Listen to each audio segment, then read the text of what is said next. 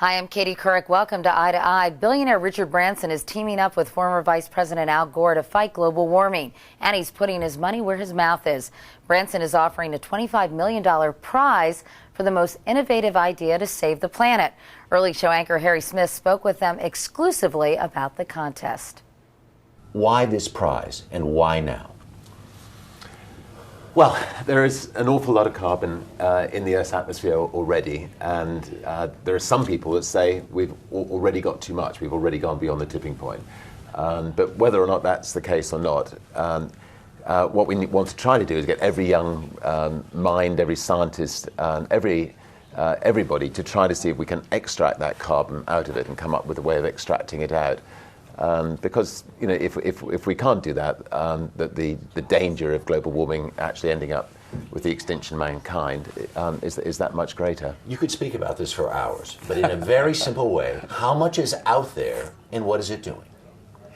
Well, before the Industrial Revolution, there were 280 parts per million.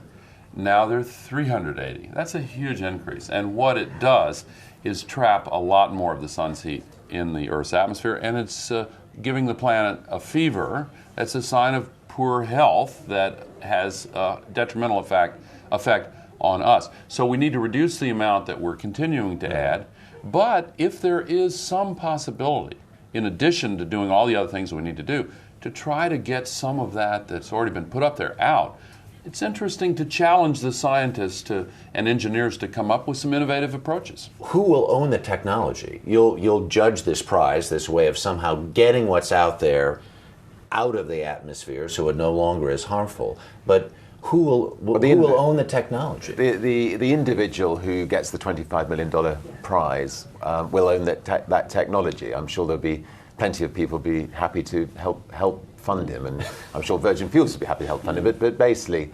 the important thing is that somebody comes up with the answer. Right. Is this a gimmick?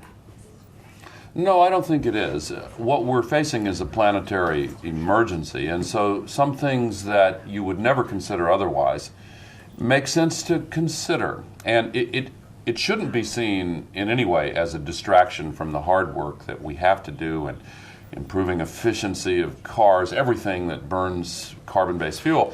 But in addition to that, this is now an idea that should be explored. But you know what? When you hear about somebody going up and figuring out some sort of contraption to get the bad stuff out of the air, it sounds like, well, we've given up on the other end. We've reached a tipping point. We might as well be farming the stuff out of the air because nobody's going to stop driving their SUVs. It's going to be a problem to get the political will of some countries, and in particular America, to actually get out there and encourage people to go for smaller cars, to encourage people to use less carbon.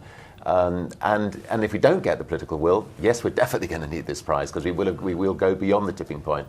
But hopefully we'll get the political will, as well as hopefully somebody will win this prize. There was an important conference in Paris just last week. Because of global warming, it would feel like it's basically caused by human beings, and 90% sure it's because of emissions. Do you think people in the United States understand that?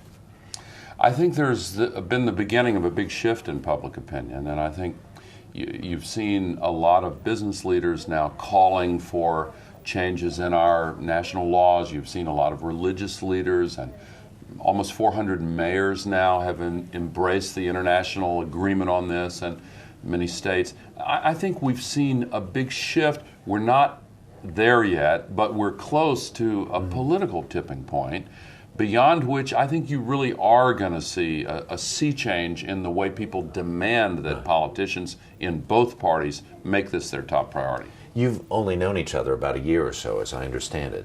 Is Al Gore a prophet? How do you spell profit?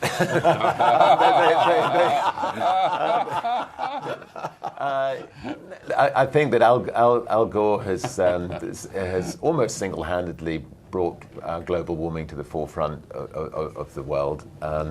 Outside America, he's perceived as a prophet, spelt in the right way, and inside America, I think a lot of A lot of people who've read well and have, know that know that he's right and know that something's got to be done. Is this the right way to get your message across, though? Because the question was asked in the press conference today. Would you not be better off trying to affect this change from the White House as opposed to doing it in a sort of Johnny Appleseed way, the way you're doing it now? Well, I worked in the White House for 8 years and tried very hard to solve this crisis, and found that in dealing with the Senate and dealing with the Congress, that the one element that was most needed was a sea change in public opinion to empower the politicians in both parties to do the right thing here. And so I'm involved in a different kind of campaign to try to change enough minds to make it a new reality so that whoever runs will hear it from the voters, right, and hear it as a demand that they act. So I take it you won't announce your candidacy at the Oscars or on our program now. Well, no, I'm not announcing anything today other than the fact that I admire Sir Richard Branson's decision to put this prize up, and it's so refreshing to have an international business leader who I go and say, look, take a look at this and see what you can do. And he says, okay. And then he comes up with these imaginative approaches to really help the world approach this problem. I really like that.